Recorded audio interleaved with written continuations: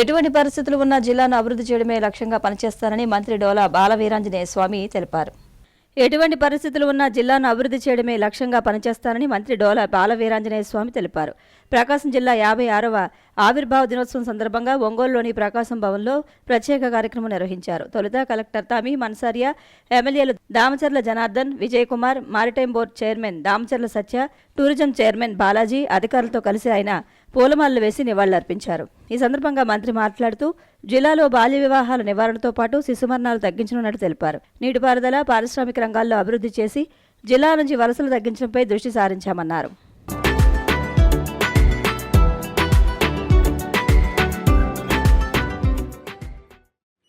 వెనుకబాటు కలిగిన 3 జిల్లాల నుంచి ఏర్పడిన మన ప్రకాశం జిల్లాలో 56 సంవత్సరాల్లో వెనుకబాటు పోవడానికి ప్రభుత్వాలన్నీ చాలా కృషి సరిపోయాయి. కానీ ఆశించినంత స్థాయిలో మనం పూర్తిగా సాధించుకోలేకపోయాం. ఇప్పుడు పెద్దలందరూ చెప్పారు, కలెక్టర్ గారు కూడా ముఖ్యమంత్రి గారి యొక్క ఆలోచన ఆశయాలు కూడా తెలియజేశారు.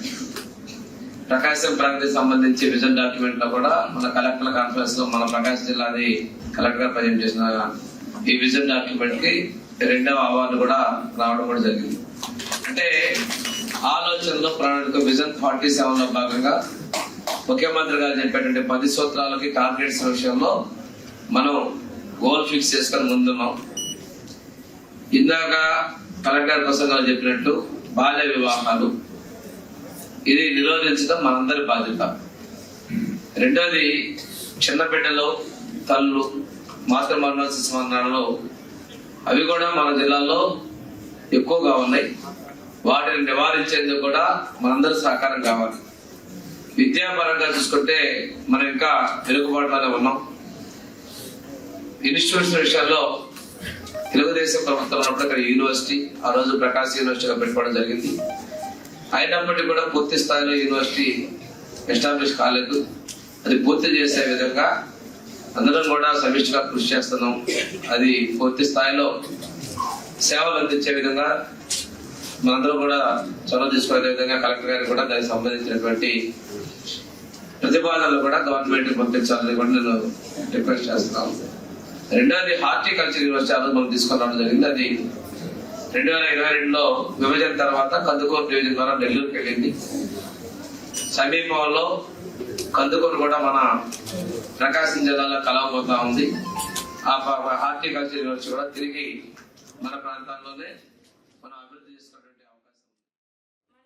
ప్రకాశం జిల్లాని చూస్తే ఇప్పుడు రాష్ట్రంలోనే లార్జెస్ట్ ఏరియా కలిగిన జిల్లా, 14,323 స్క్వేర్ కిలోమీటర్స్.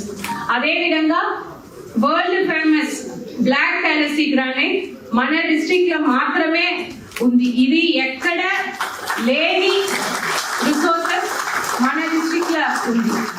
అదే విధంగా మన జిల్లాని చూస్తే 31% forest resources, 55 kilometre coast line, aqua resources ఉన్నాయి.